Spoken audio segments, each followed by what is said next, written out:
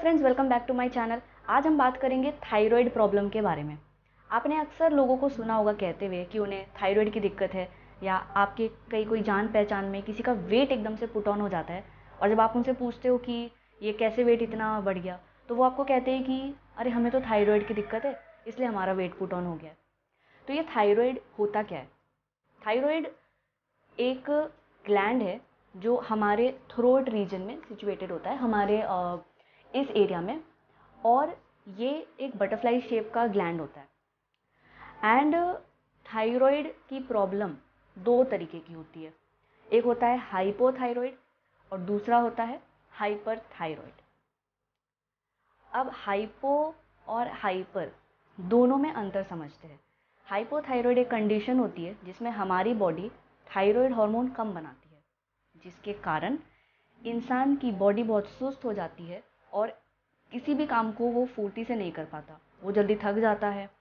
और वो ठंड और गर्मी दोनों ही टेम्परेचर में काफ़ी ज़्यादा सेंसिटिव हो जाता है। साथ ही साथ मेटाबॉलिज्म कम होने से इंसान का जो शरीर है वो कैलोरी पहले से कम बर्न करता है, और इस वजह से उसे वेट गेन की प्रॉब्लम हो जाती है। आपने कई बार देखा होगा कि गले में स्वेलिंग हो जाती है फ्रंट साइड में, और इस कंडीशन को हम गॉइटर कहते हैं। ये भी हाइपोथायरॉयडिज्म का एक पार्ट होता है। अब हम बात करते हैं हाइपरथायराइड के बारे में। हाइपरथायराइड क्या होता है? इस कंडीशन में हमारा मेटाबॉलिज्म नॉर्मल से कई गुना ज़्यादा बढ़ जाता है, जिसके वजह से हमारे बॉडी के सारे फंक्शंस अपने नॉर्मल रेट से तेज़ी से काम करते हैं। कैलोरीज बहुत ज़्यादा बर्न होती है, हार्ट रेट फास्ट हो जाता है, इंसान को रेस्टलेसनेस और एंग्जाइटी की फीलिंग आती है। मेटाबॉलिज्म बढ़ जाने के कारण, नॉर्मल से ज़्यादा बढ़ने के कारण, इंसान का वेट जो है वो काफ़ी जल्दी लूज़ होता है। और अगर आप देखेंगे हाइपर थायराइड के जो पेशेंट्स हैं वो आम तौर पे अंडर वेट आपको दिखेंगे। अगर हम दोनों कंडीशन को कंपेयर करें, हाइपो और हाइपर, तो हाइपो थायराइड की दिक्कत बहुत ज़्यादा कॉमन देखी जाती है और महिलाओं में ये बहुत ज़्यादा कॉमन है। चलिए अब बात करते हैं कि इसको हम घर पे कैसे मैनेज कर सकते हैं। सबसे पहला पॉइंट होता है कि आपको कुछ सर्टेन फूड्स अपने डाइट से हटाना है, नहीं इंक्लूड करना है। वो फूड्स कौन से हैं? तो गोइट्रोजेनिक फूड्स इस कैटेगरी में आते हैं। गोइट्रोजेन एक तरीके के केमिकल्स होते हैं जो कि आपके थायराइड ग्लैंड को डिस्टर्ब करता है। थायराइड ग्लैंड क्या करता है? आयोडीन को अपटेक करता है और अपने प्रोसेस से वो T3 एंड T4 हार्मोन बनाता है। ये जो आयोडीन लेने का प्रोसेस होता है, इस प्रोसेस को गोइट्रोजेनिक कंपाउंड जो कि प्लांट में प्रेजेंट होते हैं डिस्टर्ब करते हैं।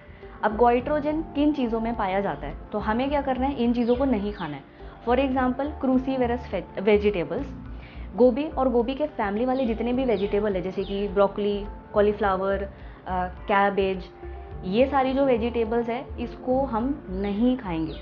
और अगर वंस इन अ वाइल आप खाते भी हो तो बहुत ही अच्छे से उसको पका के खाना है, लेकिन हो सके तो आप उसको अवॉइड करें, वो बेटर होता है। इसी तरीके से बाजरा, सोया प्रोडक्ट्स एंड मूंगफली, इन सब में गोइट्रोजेनिक कंपाउंड्स पाया जाता है। तो सपोज़ आप अपने घर पे सोयाबीन का तेल भी इस्तेमाल करते हैं तो उस तेल को बदल लीजिए। शाम के नाश्ते में अगर आप रोस्टेड पीनट्स खाते हैं तो उसकी जगह आप कैश्यू नट्स या ब्राज़ील नट्स या सनफ्लावर सीड्स इंक्लूड कर सकते हैं। इस तरीके से आप सब्सटीट्यूट कर सकते हैं। अब बात करते हैं कि कौन से फूड्स आपको शामिल करना चाहिए। तो यहाँ पे हमने ये देखा कि आयोडीन की कमी हो जाती है या आयोडीन अपटेक इफेक्ट हो जाता है। तो अगर आप नॉन वेजिटेरियन है तो मेरा बेस्ट सजेशन होगा कि आप फ़िश वीक में 3 से 4 दिन ज़रूर खाइए, बिकॉज़ फ़िश में आयोडीन की मात्रा बहुत ज़्यादा होती है। अगर आप वेजिटेरियन हैं तो आप milk and milk products include कीजिए, सीड्स इंक्लूड कीजिए जैसे कि ब्राज़ील नट्स या सनफ्लावर सीड्स, पम्पकिन सीड्स। इस तरीके की जो सीड्स है उसको आप अपने डाइट में शामिल कीजिए। बिकॉज़ यहाँ पे मैं बता देती हूँ, जिनको भी थायराइड होता है उनके शरीर में 4 न्यूट्रिएंट्स इफेक्ट होते हैं। पहला है vitamin D, selenium, zinc and vitamin B12। तो हमारी भारतीय जनता मैक्सिमम अगर आप देखें तो वेजिटेरियन है। B12 के सोर्सेज में अगर आप नॉन वेज है तो नॉन वेज फूड्स इंक्लूड कीजिए, अगर आप वेजिटेरियन है तो एटलीस्ट मिल्क प्रोडक्ट आप अपने डाइट में शामिल करें। हर 3 महीने में विटामिन डी का टेस्ट आप ज़रूर करवाएं, या एटलीस्ट कोशिश कीजिए कि जब सुबह की धूप आए तो 8 से 9 1 घंटे आप धूप ज़रूर लीजिए। और जो धूप है वो कपड़ों से होके नहीं, वो डायरेक्ट हमारे स्किन पे आनी चाहिए। तो ना कि आप 11-12 बजे वाली धूप ले जो आपकी स्किन को डैमेज कर सकती है। हमने ये भी देखा है कि ये जो दो मिनरल्स हैं, सेलेनियम एंड जिंक, ये दोनों मिनरल्स थायराइड की दिक्कत को इम्प्रूव करते हैं। यानी कि अगर आप सेलेनियम और जिंक के सोर्सेज अगर आप अपनी डाइट में इंक्लूड करेंगे तो थायराइड हार्मोन की जो दिक्कत है, थायराइड ठीक से सिक्रीट नहीं हो रही है, इसमें कहीं ना कहीं आपको मदद करेगा आपके ग्लैंड को थायराइड हार्मोन बनाने में। साथ ही साथ सेलेनियम एक एंटीऑक्सीडेंट रोल भी प्ले करता है विटामिन ई के साथ। यानी कि ये आपके जो थायराइड ग्लैंड के सेल्स हैं जो डैमेज हो रहे हैं उनको ये प्रोटेक्ट करता है और उसके फंक्शन को ये इम्प्रूव करता है डे बाय डे। अब सेलेनियम के लिए मैं ऑलरेडी बता चुकी हूँ, ब्राज़िल नट्स जो कि एक्सेलेंट सोर्स है। दूसरा कि हमारी कंट्री में इजीली अवेलेबल हो जाएगा आपको सनफ्लावर सीड्स, सूरजमुखी के बीज। तो डेली आप ये 1 से 2 चम्मच अपने डाइट में इंक्लूड कर सकते हैं किसी भी टाइम, रात के टाइम, ब्रेकफास्ट के टाइम, स्मूदीज़ में ऐड कर सकते हैं, ब्रेकफास्ट बोल्स में ऐड कर सकते हैं। यहाँ पे आप दही भी डेली इंक्लूड कर सकते हैं बिकॉज दही का ये रीज़न है, ये एक प्रोबायोटिक फूड होती है। आप कुछ भी खाते हैं उस खाने से न्यूट्रिएंट्स आपके शरीर में बेटर एब्जॉर्ब हो, इसके लिए इम्पॉर्टेंट होता है कि आपका गट हेल्थ बिल्कुल एक्सीलेंट फंक्शन कर रहा हो। और गट हेल्थ यानी कि गुड बैक्टीरिया दही में नेचुरली प्रेजेंट होता है। तो दही आपके एवरीडे डाइट का हिस्सा होना चाहिए। अगर आप दही प्रेफर नहीं करते तो आप इंडियन फर्मेंटेड फूड्स यानी कि खमीरी रोटी या जो बैटर जिसमें हम खमीर उठने के बाद इडली या डोसा प्रिपेयर करते हैं, बाज़ार से ख़रीदा हुआ बैटर नहीं, जो घर पे बनाया जो फर्मेंटेड बैटर होता है उसकी मैं बात कर रही हूँ। ऐसे फूड्स आप ज़रूर इंक्लूड कर सकते हैं अपने डाइट में। और खाने के बाद अब हम आते हैं योगा एंड एक्सरसाइज पे। रेगुलर एक्सरसाइज में आप कोई भी एक्टिविटी जो आपको पसंद है, अगर आपको वॉक पसंद है, 30 मिनट साइकिलिंग पसंद है, समर्स में आप स्विमिंग कर सकते हैं। अब मैं आपको स्पेसिफिकली 4 योगा पोजेस के नाम बताऊंगी जो आप किसी भी टाइम डिनर के 2 घंटे बाद या सुबह खाली पेट आप इसको परफॉर्म कर सकते हैं। और ये जो योगासनास है ये आपके TSH प्रोडक्शन को, थायराइड स्टिमुलेटिंग हार्मोन को इम्प्रूव करता है, आपके पिट्यूटरी ग्लैंड के फंक्शन को इम्प्रूव करने में मदद करता है। तो ये रहे कुछ योगासनास के नाम, जैसे कि धनुवक्रासन या उष्ट्रासन, चक्रासन या भुजंगासन। इन सभी योगा पोजेस में एक चीज़ कॉमन है, हमारा जो नेक है वो फ्रंट से स्ट्रेच होता है और बैक से कंप्रेस होता है। और इस मूवमेंट से क्या होता है कि हमारा ये जो रीजन है, जो नेक रीजन है, ये एक्टिवेट होता है। इसीलिए इस तरीके की योगा पोजेस आप एवरी डे विदाउट फेल अपने रूटीन में शामिल कर सकते हैं। अब आगे हम बात करते हैं नींद।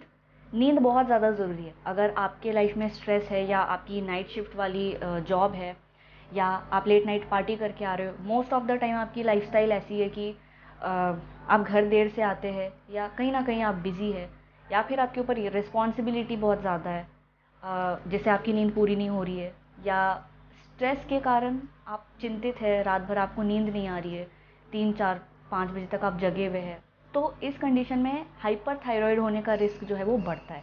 ऑन द अदर हैंड अगर आप बहुत लेज़ी है, बहुत सुस्त है and most of the time आप बेड पे पड़े रहते हैं, तो इसमें क्या है, आपकी बॉडी हाइपोथायराइड होने के चांसेस बढ़ जाती है। तो आइडियली नींद कैसी होनी चाहिए, आप कोशिश कीजिए कि जितनी आपको रिक्वायरमेंट हो, 5 घंटे, 6 घंटे, 7 घंटे की जो नींद है वो एक्टिव रेस्ट होनी चाहिए। यानी कि आपको कोई नींद में डिस्टर्बेंस नहीं होनी चाहिए। 2 घंटे सोए, फिर नींद डिस्टर्ब हो गई, फिर आप 2 घंटे सोए, फिर आप उठ गए, कोई सपना आया या आप उठ गए। तो कॉन्टीन्यूस लगातार साउंड स्लीप लेना बहुत ज़रूरी है। अब इसके लिए हम क्या कर सकते हैं कि आप मेडिटेशन इंक्लूड कर सकते हैं सोने से पहले। सुबह अर्ली मॉर्निंग उठ के आप नेचर वॉक कर सकते हैं। अगर आपके घर के पास कोई गार्डन है या लॉन है तो आप जस्ट वॉक कीजिए, look around without any interference, या कोई कंपनी आप लेके ना जाओ कि आप बातों में बिजी हो जाओ। Try to just walk in silence in the nature, try to just look around, look in the surrounding, look in the sky and peaceful फील करने की आप कोशिश कीजिए। साथ ही आप ऑल्टरनेट ब्रीदिंग टेक्निक का इस्तेमाल कर सकते हो सोने से पहले, या आप एक वार्म शावर ले सकते हो जो आपकी बॉडी को रिलैक्स करेगा, जिससे आपकी डीप स्लीप आप अचीव कर सको। एक इम्पॉर्टेंट फैक्टर होता है स्ट्रेस। तो चाहे आप डाइट अच्छा रख रहे हैं, एक्सरसाइज बढ़िया है, नींद भी आप ले लेते हो, लेकिन स्ट्रेस अगर आप नहीं निकाल पा रहे अपने दिमाग से, तो चाहे कितना कुछ भी आप कर लो, वो सारी चीज़ें इनफेक्टिव हो जाती है। तो कोशिश कीजिए कि बिना किसी बात के आप खुश रहें। और अगर आपके माइंड में कोई भी थॉट आ रहा है तो आप उसे किसी दूसरे अच्छे थॉट से रिप्लेस कीजिए या अपने आप को बिज़ी कीजिए, बुक्स रीड कीजिए, म्यूज़िक सुनिए। अगर आपके घर पे कोई भी ऐसा कॉर्नर है जहाँ पे आप 10 से 15 मिनट साइलेंस में बैठ सकते हैं, just try to focus on your breathing. ध्यान में अपने आप को इन्वॉल्व कीजिए, ऑल्टरनेट ब्रीदिंग। तो इस तरीके की जो टेक्निक होती है ये आपको बहुत ज़्यादा हेल्प कर सकती है मन को शांत रखने में, साउंड स्लीप लाने में, और आप अंदर से बहुत हैप्पी फील करेंगे। मैंने आपको एक और बात बताई कि विटामिन डी हर 3 महीने में चेक करना चाहिए। ऐसा इसलिए क्योंकि विटामिन डी की भी अगर आपको काफ़ी लंबे समय तक डेफिशिएंसी है तो भी आपका मूड हमेशा लो फील होगा, आपको चिड़चिड़ापन सा फील होगा, इवन आपको इंसोम्निया की दिक्कत आएगी। तो मेक श्योर करें कि विटामिन डी लेवल्स आपके बॉडी में कम नहीं होना चाहिए। ऐसे जितने भी फैक्टर्स हैं जिससे आपको लग रहा है कि स्ट्रेस आपका बढ़ता है, एंग्जाइटी होती है, उन सारे फैक्टर्स से आप जितना हो सके दूर रहने की कोशिश कीजिए। तो ये कुछ कंक्लूडिंग पॉइंट्स है, जैसे कि डाइट हमने डिस्कस कर लिया कि क्या आपको खाना है, क्या आपको नहीं खाना है, नींद कैसे आप इम्प्रूव कर सकते हैं क्योंकि नींद सबसे बड़ी मेडिसिन होती है और हैप्पीनेस सबसे बड़ी मेडिसिन होती है। तो स्ट्रेस पे और नींद पे बहुत ज़्यादा फोकस करना है। खाने में सिर्फ ये नहीं कि आपको क्या खाना है क्या नहीं खाना है, बट टाइमली मील्स लेना बहुत ज़्यादा इम्पॉर्टेंट है। तो मील्स अननेसेसरी स्किप ना करें, बहुत ज़्यादा लंबा गैप ना रखें मील्स के बीच में। अगर आपको भूख लगती है और अगर आप मील्स मिस करते हैं तो भी ये आपकी बॉडी के लिए काफ़ी हार्मफुल होता है। तो अगर इन सभी बातों को आप अपने लाइफ में इनकॉर्पोरेट करेंगे तो आपको काफ़ी डिफरेंस दिखेगा कि आपकी लाइफस्टाइल पहले जो थी और इन सारी बातों को फॉलो करने के बाद आप अपनी लाइफस्टाइल को देख के बहुत ही हैप्पी फील करेंगे। आप एक्टिव रहने की कोशिश कीजिए और अपने आसपास हमेशा ऐसे लोगों के आसपास रहिए जो आपका मूड अच्छा करते, ना कि आपको टेंशन देते। तो अगर ये वीडियो आपको अच्छा लगा तो इसे आप आगे ज़रूर शेयर करें और मेरे चैनल को सब्सक्राइब करें। धन्यवाद।